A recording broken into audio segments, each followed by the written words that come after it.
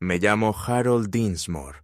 Tengo 79 años y vivo solo en una modesta cabaña a las afueras de Beaufort, Carolina del Sur. La casa es pequeña, con contraventanas azules desportilladas y un porche de madera con vado. Pero es mía. Está al borde de una tranquila marisma, donde puedo oír el croar de las ranas por la noche y el zumbido de las cigarras durante las largas y húmedas tardes.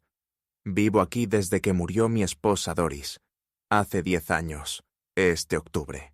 Dicen que el tiempo alivia el duelo, que suaviza los bordes, que suaviza el golpe. Pero para mí, el silencio solo se ha vuelto más fuerte con los años. Algunas mañanas me despierto esperando oírla tararear en la cocina o hacer ruido con las tazas de café. El sonido nunca llega. En cambio, lleno el silencio con viejos hábitos. 2 huevos cocidos para desayunar, una tostada y un termo de té suave que llevo al porche. Me siento allí, en bata de baño, mirando el pantano y escucho. A nada en particular, solo al mundo que continúa sin mí. No siempre estuve sola. Solía dar clases de historia estadounidense en un instituto. 38 años en el aula, sobre todo en el Instituto Beaufort. A los chicos nunca les importaron mucho las fechas ni los nombres polvorientos, pero siempre intenté humanizarlo, hacerles sentir la tragedia de Gettysburg o la desesperación del Dust Bowl. Después de jubilarme, Doris y yo viajamos un poco. Savannah, Charleston, Asheville. Le gustaban las tiendas de antigüedades y los cementerios antiguos, lugares con historias grabadas en piedra. Cuando falleció, dejé de ir a ningún sitio. Tuve amigos, una vez, pero se mudaron, murieron o dejaron de llamar cuando no les devolvía los mensajes. No los culpo. No fui buena compañía durante mucho tiempo. Tengo una hija, Melissa. Ahora tiene 48 años y trabaja como higienista dental en Jacksonville. Está casada con un hombre llamado Mark Granger. Tiene más o menos mi edad, o quizás unos años menos, pero tiene algo escurridizo. Nunca me ha gustado Mark. Demasiado persuasivo, demasiado hábil con las manos en los bolsillos, demasiado rápido con un chiste mordaz. Pero Doris insistió en que lo intentara. Por Melissa, solía decir. No la asustes. No la asusté, pero tampoco pude fingir que me gustaba. La última conversación seria que tuve con mi hija fue hace 6 meses, por teléfono. Me preguntó si todavía pensaba dejarle la casa. Le dije que no lo había decidido. Después de eso, se quedó callada, y luego dijo algo sobre que necesitaba saberlo para la planificación patrimonial. Le dije que lo pensaría. No hemos hablado desde entonces. Melissa no me visita mucho, y cuando lo hace, viene con Mark. Entran en mi casa como un frente frío, ventosos, disruptivos, y nunca se quedan lo suficiente como para que las cosas se calmen. Traen comida para llevar que no pedí, reorganizan los cajones de mi cocina, hacen comentarios mordaces sobre el polvo en las persianas.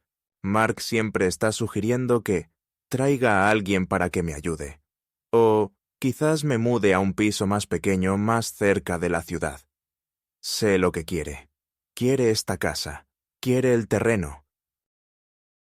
Cree que no lo veo en la forma en que inspecciona los cimientos o pasa la mano por la barandilla del porche. Cree que soy un anciano frágil al que se le está escapando la razón. Pero mi mente está bien. Lo que se me está escapando es la paciencia. Solía soñar que Melissa vendría a verme un día. Solo ella, sin Mark. Y que hablaríamos como antes, como cuando era niña, y se sentaba a dibujar en la mesa de la cocina mientras yo corregía ensayos. Le preguntaba qué tal le había ido el día y me lo contaba todo. Del colegio, de sus amigos, del caballo que quería pero nunca tuvo. Esa niña ya no está. La ha reemplazado una mujer que apenas reconozco. Una que me trata como una carga, un problema que hay que solucionar. La Navidad pasada ni siquiera me enviaron una tarjeta. Ni una llamada. Nada. Pasé el día viendo repeticiones de películas del oeste en blanco y negro, y preguntándome qué pensaría Doris de todo esto. Aún así, intento aferrarme a algo. Un rayo de esperanza, tal vez. Mantengo la habitación de la infancia de Melissa exactamente como era. Papel pintado en tonos pastel, una cama de madera con una estrella tallada en el cabecero, una estantería llena de libros de bolsillo amarillentos y caballos de plástico. Le quito el polvo cada semana. Me digo que la estoy conservando para ella, por si alguna vez vuelve a casa. Pero la verdad es que la estoy conservando para mí, porque si dejo ir esa habitación, la habré perdido de verdad. Mis finanzas son modestas pero estables. Vivo de una pensión de profesor, algunos ahorros y una pequeña herencia que me dejó Doris. Siempre he sido frugal. Ni televisión por cable, ni coche nuevo, ni vacaciones. Mi camioneta es una Ford oxidada del 97 que aún funciona si la trato con cuidado. Pago mis facturas a tiempo, hago el balance de mi chequera todos los domingos y nunca uso tarjeta de débito en línea. No confío en Internet. Mark una vez se rió de eso. Dijo que vivía en la edad de piedra, pero no necesito aparatos para saber cuándo alguien me miente. Lo veo en sus ojos. No tengo mucho, pero lo que tengo es mío. Mi nombre está en la escritura de esta casa. Mis manos construyeron las estanterías del estudio, colocaron las baldosas de la cocina y parcharon el techo después del huracán Matthew. Cada clavo, cada tabla, tiene una historia. Este lugar no es solo una propiedad, es mi vida. Así que cuando llegó la carta del banco, un sobre blanco delgado, de aspecto oficial, con mi nombre completo impreso nítidamente sobre la dirección, la abrí sin pensarlo mucho. Supuse que era otra oferta de hipoteca inversa o algún recordatorio sobre una opción de facturación electrónica que no tenía intención de activar. Pero lo que leí dentro me dejó paralizado. Según sus registros, recientemente había solicitado una línea de crédito a través de una institución financiera privada con sede en Florida. La carta me agradecía mi preferencia, confirmaba la aprobación de un préstamo sustancial y detallaba el artículo al que se habían destinado los fondos. Un yate de lujo de 15 metros, comprado en una marina de Miami por $482,000, registrado a mi Toret, nombre y con traslado programado a un muelle privado la semana siguiente. Leí la carta 3 veces. Llamé al departamento de fraude del banco. Fueron amables pero cautelosos. Los documentos coincidían. Firma, número de la Seguridad Social, incluso copias de mi licencia de conducir y facturas de servicios públicos. Todo válido, todo mío, excepto que no había firmado nada. No había salido de Carolina del Sur en más de un año. Ni siquiera sabía nadar. Estuve sentado a la mesa de la cocina casi una hora, con la carta extendida ante mí como la escena de un crimen, y las manos temblando. Pensé en Melissa. Pensé en Mark, y por primera vez en años sentí algo agudo y frío subir a mi pecho. Sospecha, y debajo de ella una terrible certeza. Se habían llevado algo más que mi silencio. Habían tomado mi nombre. No dormí esa noche. Sentado en mi sillón reclinable, con la carta del banco sobre la mesita de centro frente a mí, mirándola como si pudiera cambiar si la miraba lo suficiente. Intenté razonar, encontrar una explicación que no implicara traición. Quizás fue un error administrativo, un fallo del sistema. Quizás alguien realmente me había robado la identidad. Un desconocido con antecedentes penales, un hacker extranjero. Pero a medida que las horas pasaban lentamente y la habitación se oscurecía a mi alrededor, solo un nombre seguía dando vueltas en mi mente, como un mosquito que no podía espantar. Mark Granger. Siempre había actuado como si supiera más que todos los demás. Trabajaba en desarrollo empresarial, sea lo que sea que eso significara, aunque cada vez que le preguntaba detalles, se mostraba vago. «Es complicado, Harold», decía, riendo entre dientes, como si no entendiera las cosas de los adultos. Una vez lo oí decirle a Melissa que pronto estarían bien pagados, que tenía un trato cerrado, que lo solucionaría todo. Pensé que se refería a un ascenso, tal vez a un nuevo trabajo. Ahora no estaba tan seguro. A la mañana siguiente, fui a mi archivador, una caja metálica abollada en la habitación de invitados, y saqué todos los documentos que tenía. Extractos bancarios, declaraciones de impuestos antiguas, mi testamento, la escritura de la casa, incluso el certificado de defunción de Doris. Necesitaba verlo todo para asegurarme de que no se hubiera tocado nada más. Todo parecía en orden, pero eso solo me inquietó más. Quienquiera que lo hiciera no había tenido que rebuscar en mis cajones.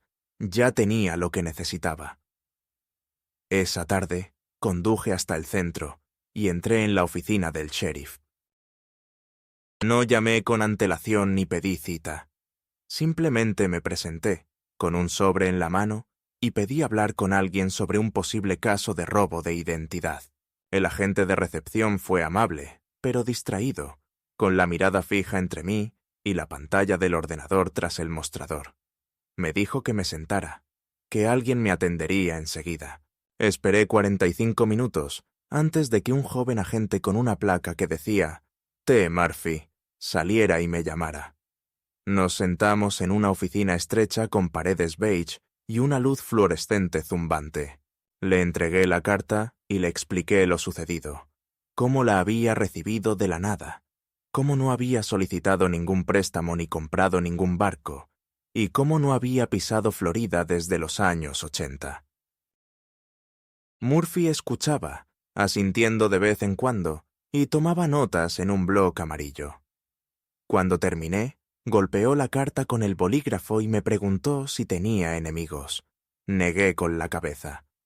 Solo una hija y su marido, dije en voz baja. Y últimamente, ni siquiera ellos me devuelven las llamadas. Arqueó una ceja, pero no preguntó más. Dijo que lo investigarían, que debía presentar una denuncia ante la Comisión Federal de Comercio, FTC, y congelar mi crédito. Hice todo lo que me dijo. Llamé a la FTC, llené formularios en línea y pasé los 3 días siguientes hablando por teléfono con agencias de crédito, intentando proteger lo poco que me quedaba. Cada llamada terminaba con la misma garantía. Lo investigaremos. Lamentamos que te haya pasado esto. Gracias por tu paciencia. Pero nada cambió. El yate seguía registrado a mi nombre. El préstamo seguía vigente. Y entonces, al cuarto día, recibí una segunda carta, esta vez de un bufete de abogados de Miami. Confirmaba mi reciente compra, describía mis responsabilidades como propietario y adjuntaba una factura por gastos de mantenimiento del muelle y almacenamiento por un total de más de $8,000. Fue entonces cuando el miedo se transformó en otra cosa, en rabia. Llamé a Melissa. Saltó el buzón de voz. Volví a llamar. Y otra vez. Al quinto intento, contestó. ¿Papá? Swingió con voz vacilante, casi molesta. ¿Todo bien? Le hablé de las cartas, del banco, del yate. Le pregunté sin rodeos si Mark tenía algo que ver. Hubo una pausa larga y cargada. Entonces dijo: Papá, esa es una acusación grave. No es una acusación, dije. Es una pregunta. Exhaló lentamente. Mark jamás haría algo así. Estás confundido. No estoy confundido, espeté. Alguien usó mi nombre, mi número de la seguridad social. Alguien falsificó mi firma. Si no fuiste tú ni yo, ¿a quién queda eso? No lo sé, dijo, ahora a la defensiva. Quizá perdiste algo.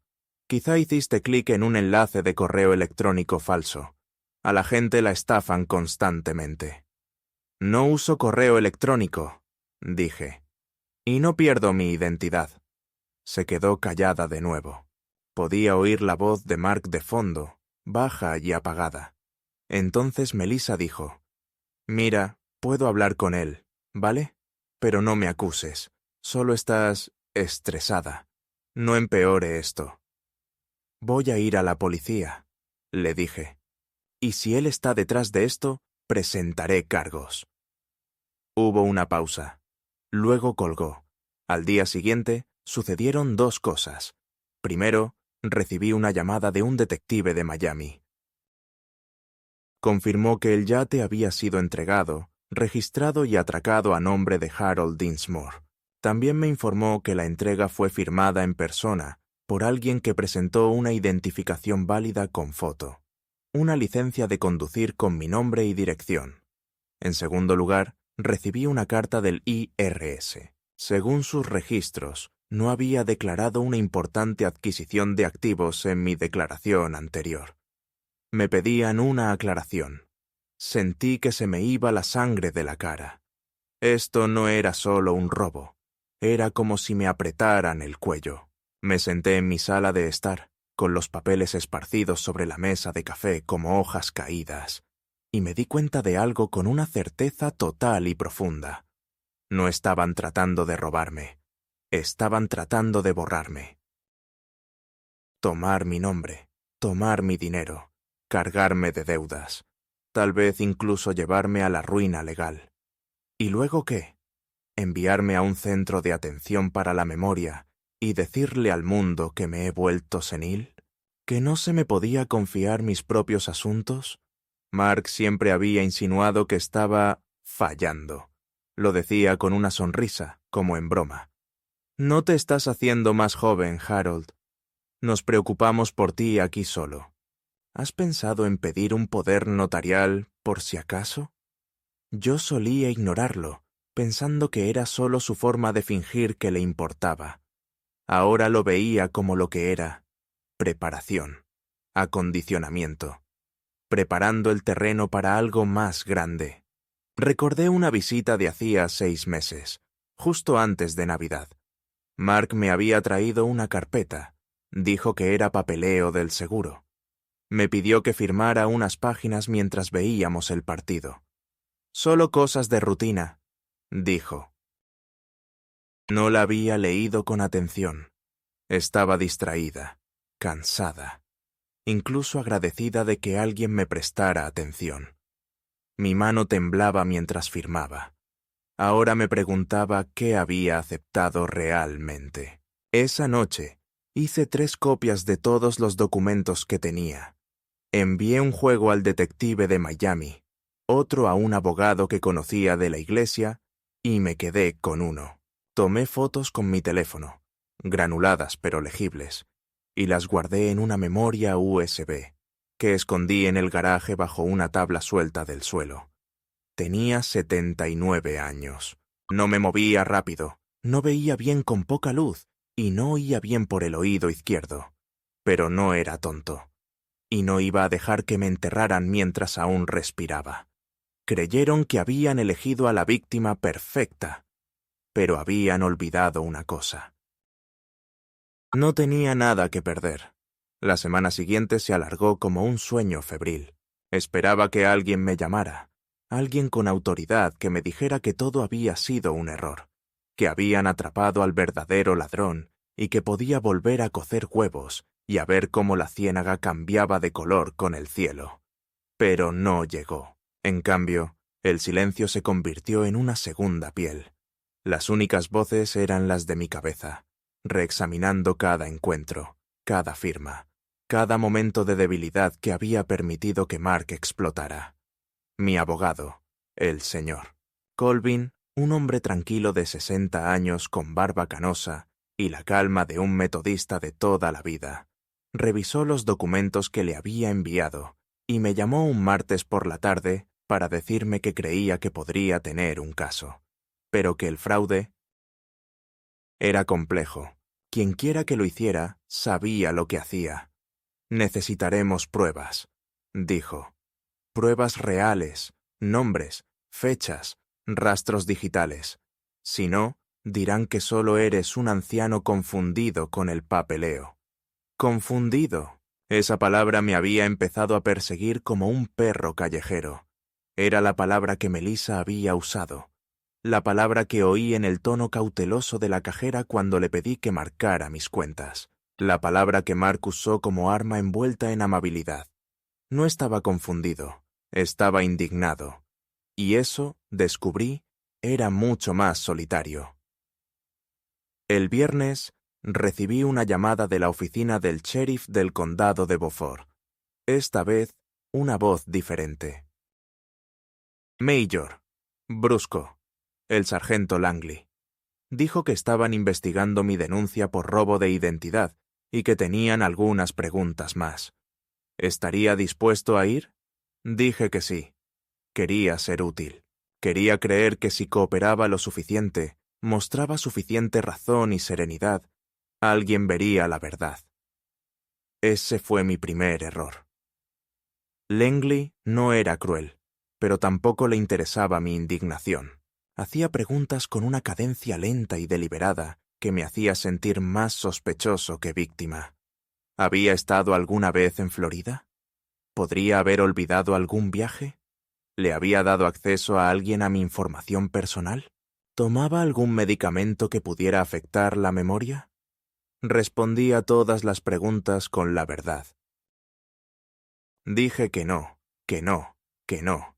Y finalmente, sargento, si tuviera 20 años menos, me estaría preguntando si estoy alucinando con mis propios registros bancarios. No respondió. Simplemente garabateó algo en su bloc de notas y cerró el archivo. Al volver a casa, encontré un sobre atascado en la contrapuerta. Sin franqueo, solo mi nombre garabateado en tinta negra. Dentro había una sola hoja de papel, impresa con una fuente serif en negrita que parecía sacada de una oficina corporativa. Decía: Harold, por favor, deja de tonterías antes de que alguien salga lastimado. No estás pensando con claridad. Déjalo pasar. No había firma ni remitente. Me temblaba la mano al sostenerlo. El mensaje no era amenazante en el sentido legal, no lo suficiente como para llevarlo a la policía, pero sabía lo que significaba. Era Marco. Tenía que serlo. Intentaba asustarme para que volviera a callar. Y por un instante, solo un instante, casi funcionó. Pero entonces me acordé de Doris. Recordé cómo solía decir: «No dejes que te borren, Harold. Ya nos borra bastante el tiempo. No les ayudes a hacerlo». Metí la carta en una funda de plástico y la metí al fondo de la carpeta con las demás. No dejaría que fuera el final de nada. A la mañana siguiente, llamé a Colvin y le conté todo. La carta, la visita a la oficina del sheriff, el tono, las preguntas. «Están preparando el terreno», dije. «Lo presiento. Intentan pintarme de senil para controlar la narrativa». Suspiró por teléfono, y por primera vez percibí algo parecido al miedo en su voz. «Necesitamos influencia», dijo. «Si quieren tratarte como si hubieras perdido el control, tienes que demostrar que no.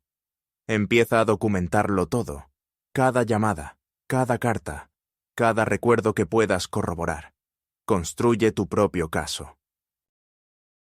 Porque si esto llega a los tribunales, usarán tu edad en tu contra». Así que me convertí en mi propio archivista. Empecé un cuaderno de espiral, con renglones. Cada día escribía lo que pasaba, lo que comía, a quién llamaba, lo que recordaba. Llamé a viejos amigos, a profesores con los que trabajé, incluso a algunos exalumnos que se habían quedado en la ciudad. Les pedí que escribieran cartas que dieran fe de mi lucidez mental.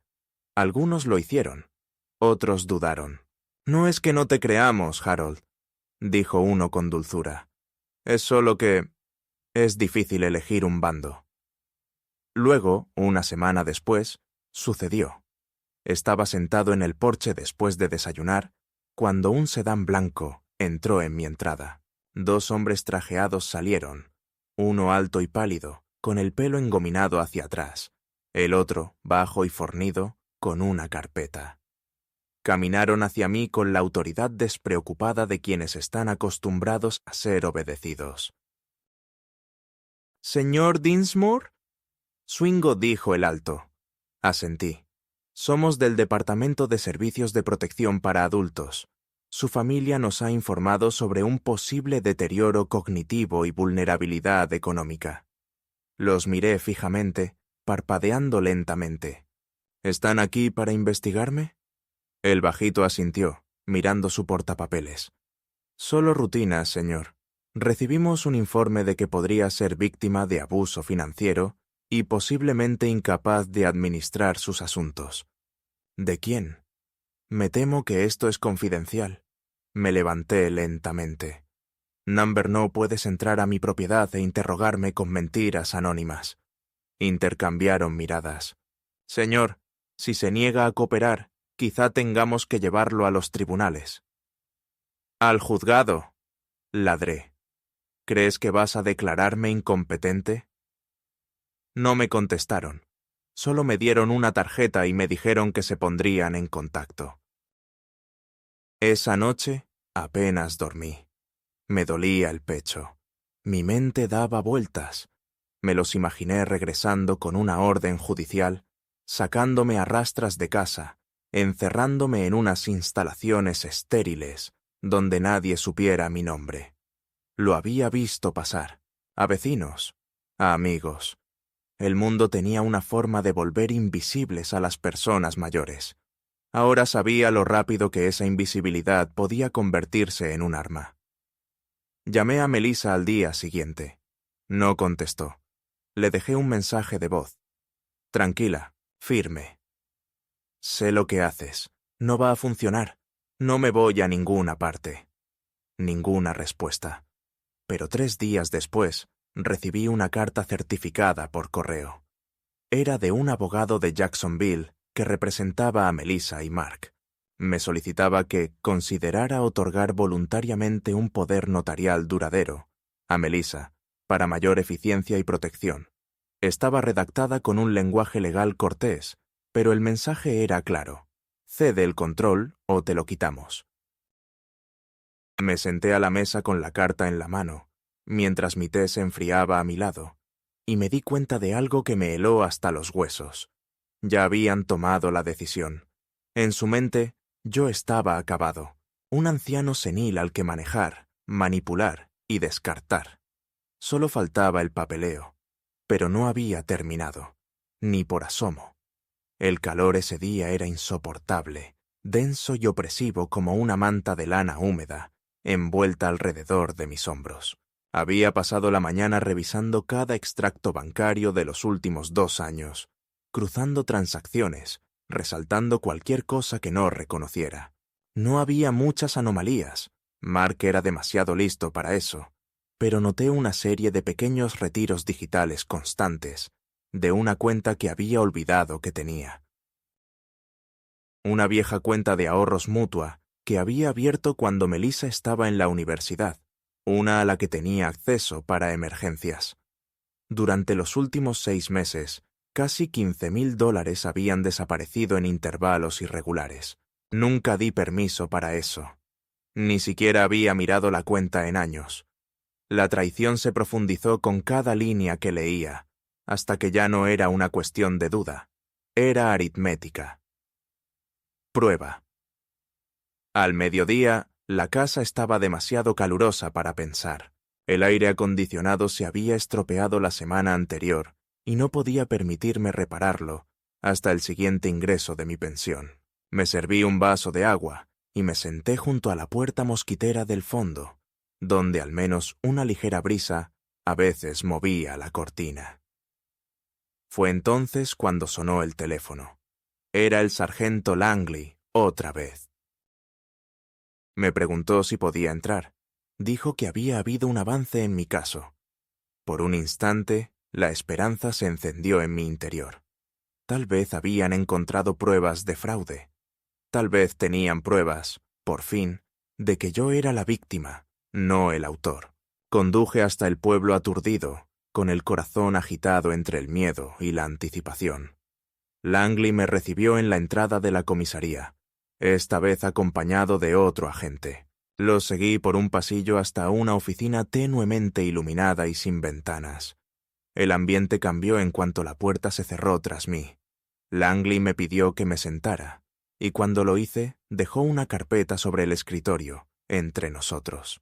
«Señor Dinsmore», empezó, «hemos recibido informes y documentos justificativos que indican que solicitó y aprobó la financiación de un vehículo marítimo de alto valor a su nombre. Tenemos una coincidencia de firmas, una identificación con foto y transacciones verificadas». Lo miré fijamente. «Ya te lo dije, no firmé nada». «Lo entiendo», dijo rotundamente, «pero necesito que sepa que, con base en las pruebas presentadas, el Estado de Florida ha emitido una orden de interrogatorio. No está bajo arresto», añadió rápidamente, «pero necesitamos que permanezca disponible para una mayor investigación». Se me secó la boca. «¿Crees que lo hice yo? ¿Crees que compré un yate?» Langley parecía incómodo, pero no lo negó. El otro agente, un hombre más joven con expresión escéptica y brazos demasiado cruzados, cambió de postura, claramente esperando una confesión que no llegó. «Tengo 79 años», dije. «Ni siquiera tengo pasaporte. No he viajado más allá de Charleston en una década. ¿Para qué necesitaría un yate?»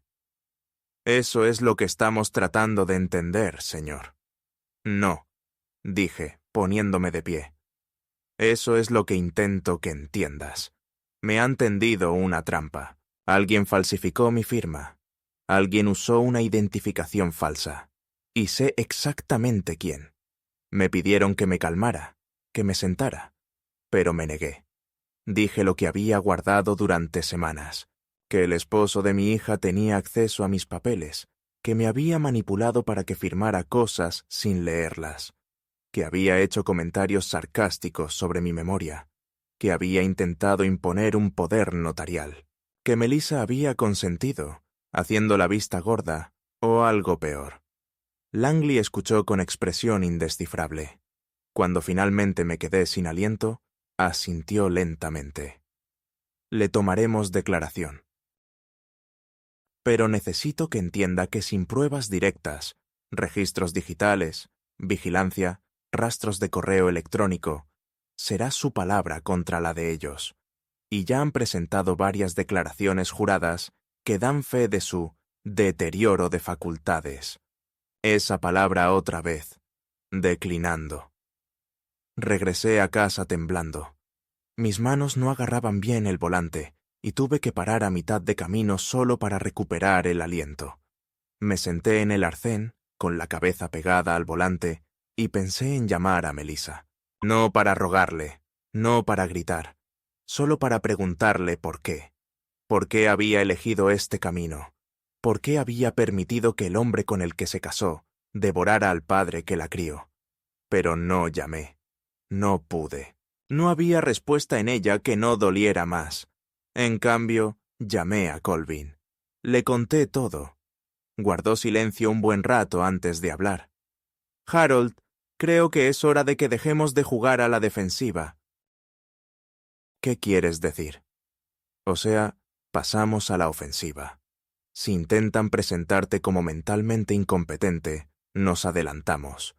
Te sometes a una evaluación psicológica y cognitiva completa, voluntariamente, a cargo de un especialista externo. Así, si intentan usar sus declaraciones juradas en el tribunal, podemos contraatacar con pruebas médicas verificadas de que estás en pleno uso de tus facultades mentales». «¿Y si fracaso?», pregunté, repentinamente asustado. «No lo harás», dijo con firmeza. «Te conozco desde hace 15 años. Eres más lúcida que la mayoría de la gente de la mitad de tu edad. Así que eso hice. Pasé la semana siguiente sometiéndome a evaluaciones neurológicas, psiquiátricas e incluso físicas. Respondí preguntas durante horas, repetí secuencias al revés, dibujé formas de memoria, recité listas de palabras, conté historias. Al final, me senté frente a un médico de mediana edad, con una mirada penetrante y un portapapeles. «Señor Dinsmore», dijo, «no veo motivo para cuestionar su capacidad mental. Es usted articulado, observador y tiene estabilidad cognitiva. Emitiré el informe por escrito. Lo tendrá el lunes. Al salir de su oficina a la luz del atardecer, no sentí alivio. Sentí una fría claridad, porque ahora sabía con absoluta certeza que no era yo quien se estaba desmoronando. Y eso significaba que eran ellos, las personas a las que había amado, en las que había confiado, lo estaban apostando todo a una mentira. Y ahora tenía las herramientas para derribarlo todo. El informe médico oficial llegó el lunes por la tarde, impreso en papel membretado impecable y firmado por 3 especialistas. Cada uno de ellos atestiguaba, con un lenguaje clínico y sin emociones, que yo estaba en pleno uso de mis facultades mentales, cognitivamente estable y legalmente competente para gestionar mis asuntos. Sostuve el documento en mis manos como un escudo forjado a fuego. No era solo papel, sino una prueba objetiva, innegable, definitiva. Era mi primera arma real y tenía la intención de usarla. Hice 3 copias certificadas, presenté una a Colvin, guardé otra en una caja fuerte en mi armario y metí la tercera en el bolsillo interior de mi chaqueta. Empecé a llevarlo conmigo a todas partes, como un pasaporte de regreso a una vida que había sido revocada discretamente sin mi consentimiento. Esa misma noche, Colvin presentó una respuesta formal a la carta que el abogado de Melissa había enviado, la que me solicitaba que considerara otorgar un poder notarial para mi propia protección. Adjuntamos la evaluación. En un lenguaje legal árido como la arena, dejamos claro que no solo era competente, sino que cualquier otro intento de interferir con mi autonomía podría interpretarse como acoso y coerción. Fue un disparo de advertencia, y durante unos días el silencio regresó. Ni llamadas, ni cartas. Solo calor, el zumbido de los ventiladores y el ruido ocasional de algún mapache rebuscando en la basura. Pero sabía que no debía confiar en el silencio en una guerra como esta. La calma siempre era solo la bocanada de aire antes del siguiente golpe. Llegó un jueves por la mañana. Acababa de regresar de la farmacia, donde la dependienta, bendita sea, me había hecho un descuento al oír mi nombre. «Mi papá te tuvo en un 10º grado», dijo. «Todavía habla de la unidad de la Corte Suprema que enseñaste. Ese recuerdo debería haberme reconfortado, pero apenas tuve tiempo de procesarlo. Porque cuando abrí el buzón, había otra carta. Esta era de la Autoridad Tributaria del Estado de Florida. Según su sistema, me estaban investigando por no declarar la compra de un activo de alto valor, un yate, y por supuestamente usarlo para obtener ganancias comerciales sin la licencia correspondiente.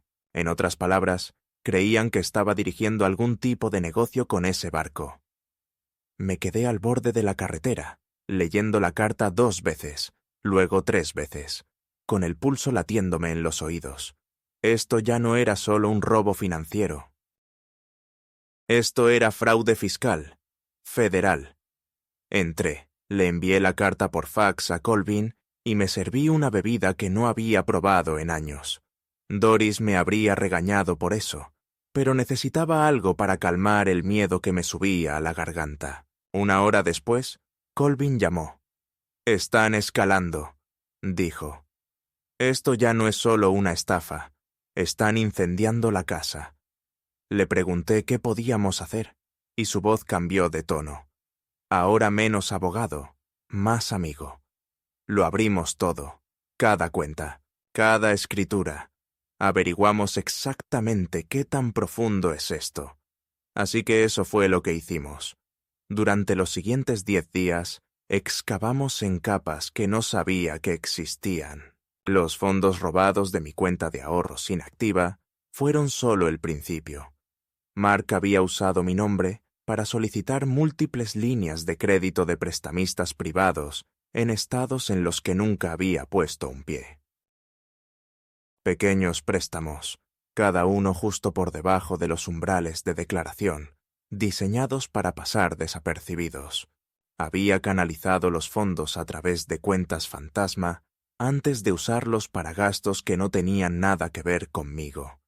Alquiler de autos de lujo, electrónica de diseño, incluso un alquiler temporal de un ático en Miami, todo pagado con el pretexto de consultoría para el desarrollo empresarial. Pero lo que más me impactó fue lo que Colvin descubrió sobre la casa, mi casa. La escritura, que creía que no había cambiado desde que falleció Doris, había sido modificada 6 meses antes. Me habían destituido como único propietario. En mi lugar, se había presentado un acuerdo de propiedad conjunta, agregando a Melissa como copropietaria con derechos de supervivencia.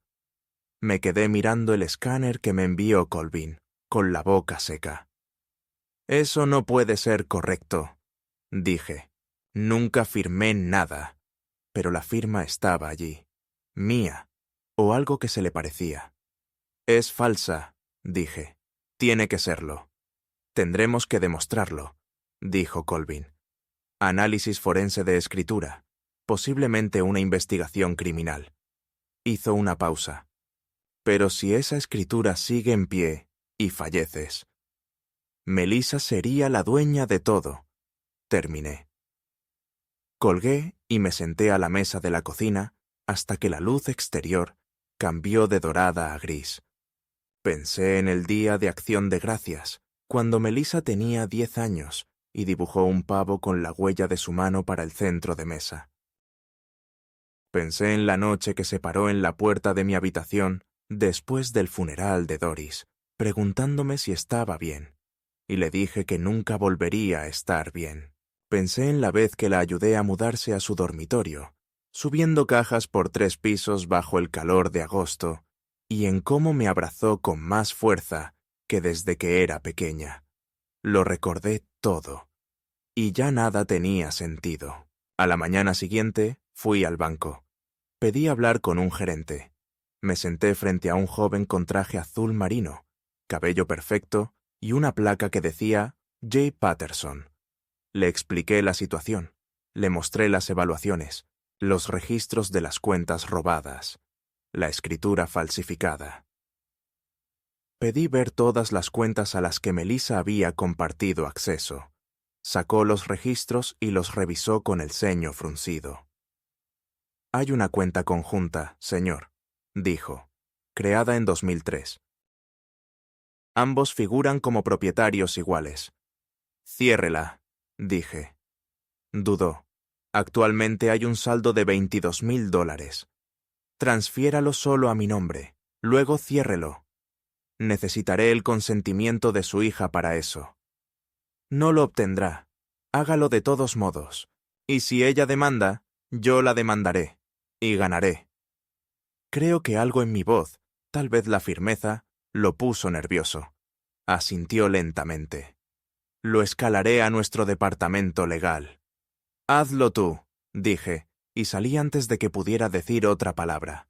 Esa tarde, cambié mi número de teléfono. Conseguí una nueva dirección de correo electrónico. Reenvié toda la correspondencia financiera a la oficina de Colvin. Llamé al Departamento de Vehículos Motorizados, DMV, e inicié una investigación por fraude sobre la licencia de conducir falsificada que Mark había usado en Florida. Envié copias de todos los documentos falsificados al detective de Miami, quien ya me conocía por mi nombre. Y luego, con mis últimas fuerzas, preparé una maleta y conduje hasta Savannah, donde me alojé en un hotel modesto con otro nombre. Necesitaba tiempo, espacio, claridad. Pero más que eso, necesitaba desaparecer. Solo el tiempo suficiente para ver qué harían cuando ya no pudieran rastrearme. Pasaron 2 días, ni una llamada, ni un mensaje. Al tercer día, Colvin llamó. «Presentaron una moción», dijo. «Están solicitando al tribunal que te pongan bajo tutela de emergencia. Melissa afirma que estás desaparecida y que posiblemente representas un peligro para ti misma. Quiere el control inmediato de tus decisiones médicas y financieras». «¿Cómo es eso legal?», pregunté. «No estás desaparecida. Te estás escondiendo. Hay una diferencia, pero apuestan al tiempo. Si el tribunal concede la tutela temporal, ella podría acceder a todo antes de que la detengamos. ¿Qué hacemos? Dejamos de escondernos. Vuelves a casa, te presentas en el tribunal, llevas a los médicos, los registros, las firmas falsificadas. Lo exponemos todo. Conduje de regreso esa noche. Al cruzar la frontera estatal, me di cuenta de que no me había sentido tan alerta en años. La rabia que una vez me agotó, ahora me impulsaba. Ya no era una víctima, era un testigo, un demandante, un hombre con un caso. Habían usado todas las herramientas a su disposición para enterrarme. Manipulación, engaños legales. Y yo me había levantado. El último paso era mío. Y tenía la intención de que contara. El día de la audiencia judicial llegó bajo un cielo inusualmente frío para Carolina del Sur, una especie de tapa gris que parecía oprimir la tierra y los hombros de cualquiera que caminara bajo ella. Había dormido poco la noche anterior, dando vueltas de una habitación a otra, incapaz de acallar mis pensamientos.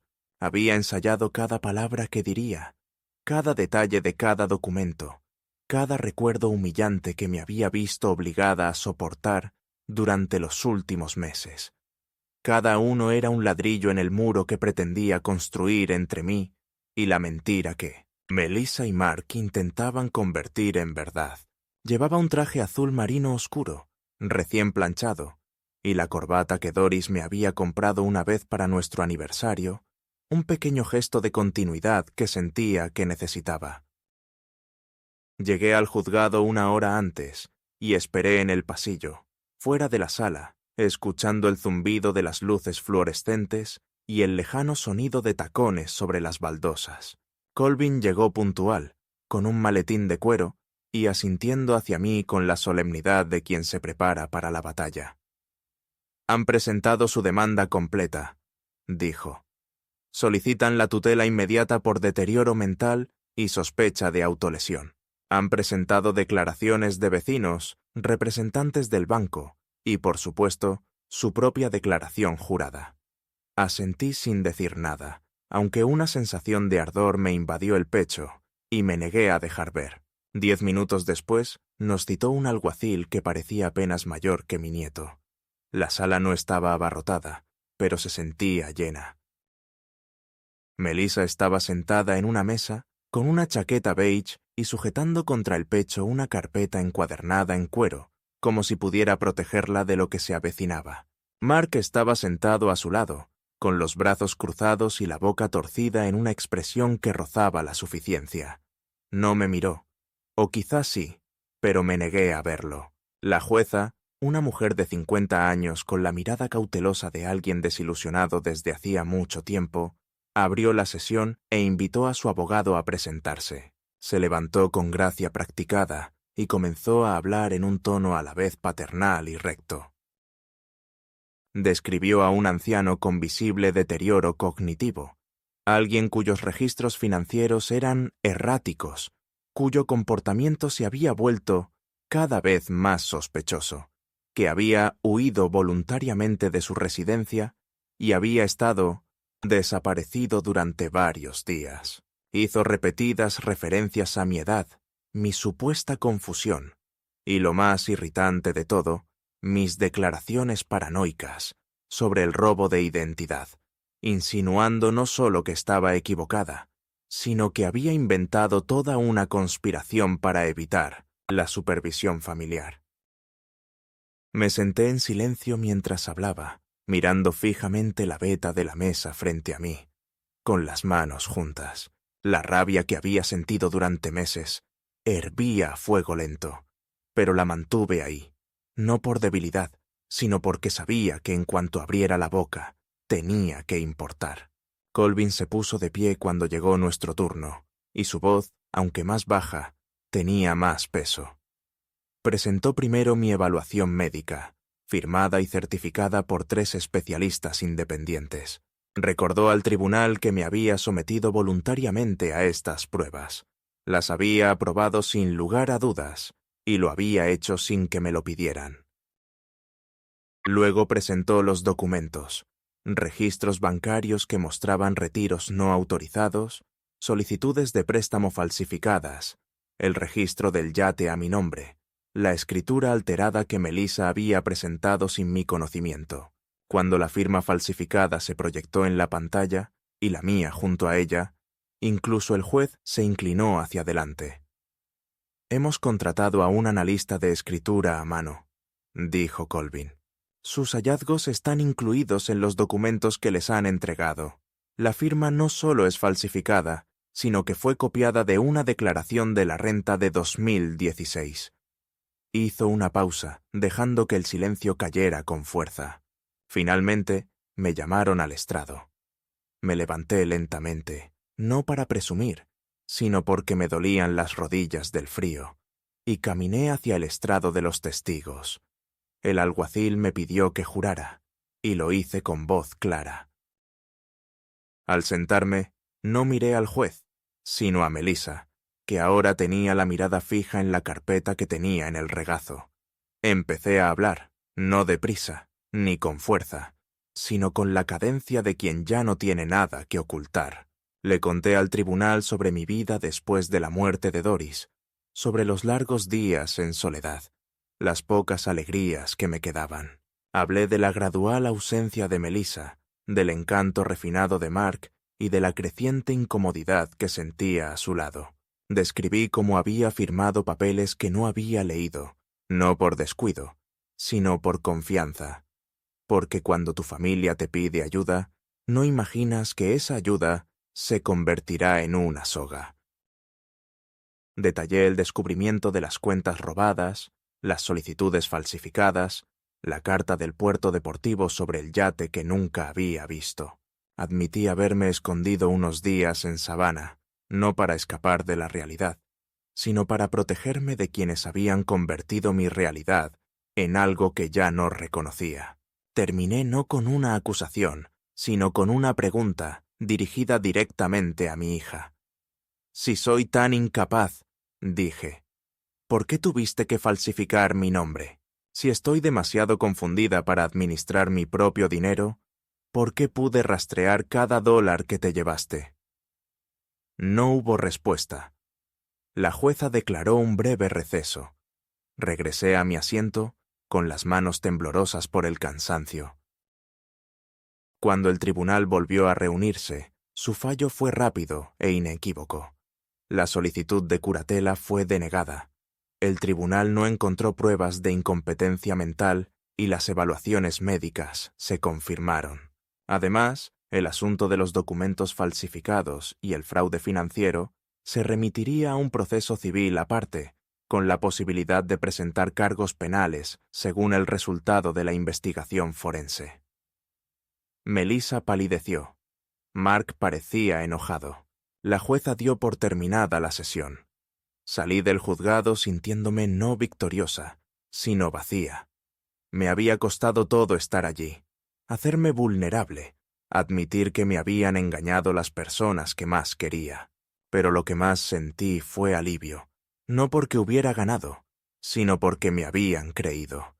En un mundo que se había esforzado tanto por silenciarme, eso solo me pareció un milagro.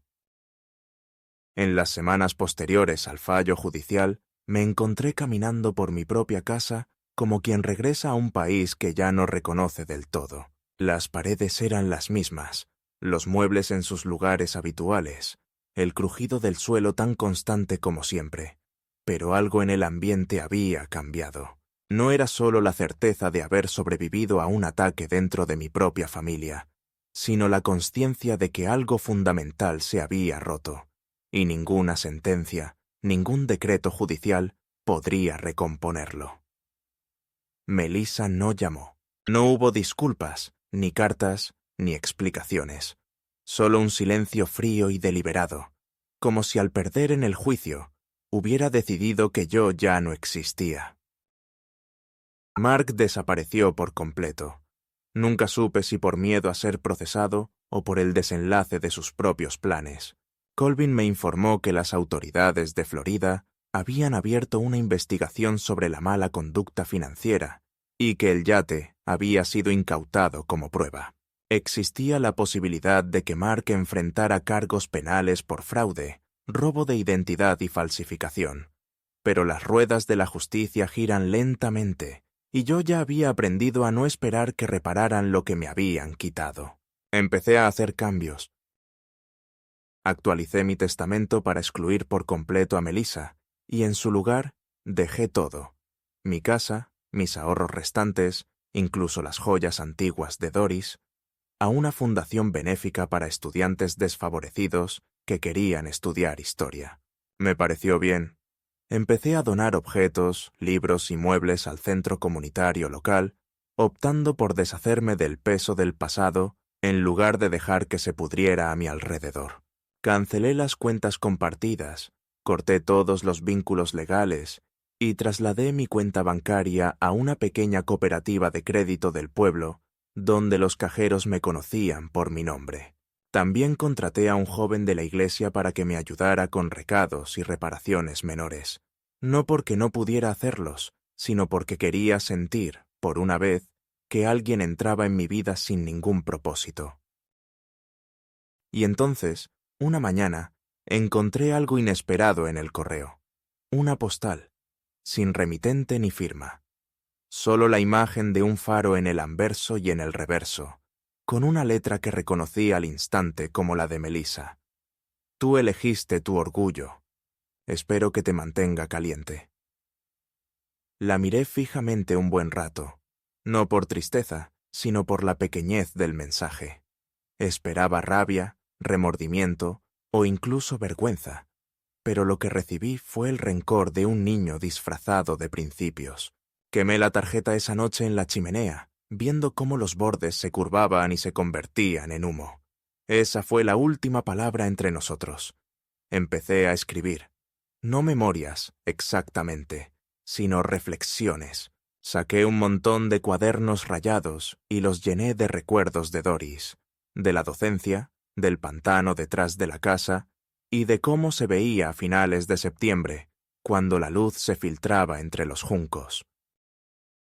Escribí sobre el juicio, sobre la traición, pero no para publicar, ni para demostrar nada, sino para recordarme a mí mismo. Para recordarle al hombre que una vez fui que seguía vivo, lúcido y digno de ser escuchado. Algunas noches me siento en el porche con una taza de té y pienso en todo lo que ha pasado. No siento paz, precisamente. Esa es la palabra para quienes han olvidado demasiado. Pero sí siento claridad. Ahora entiendo que ser viejo no significa estar indefenso, que la dignidad no es algo que otros te dan, es algo que se reclama, a veces con un gran precio. También entiendo que el amor, por profundo que sea, no puede excusar la crueldad. La sangre puede unirnos a las personas, pero no ata nuestra lealtad. Eso se gana y se puede perder. Intentaron arrebatármelo todo: mi nombre, mi hogar, mi libertad. Al final, conservé lo único que importaba. Conservé la verdad. Y pienso llevarla conmigo por los años que me queden, no como una herida, sino como una advertencia.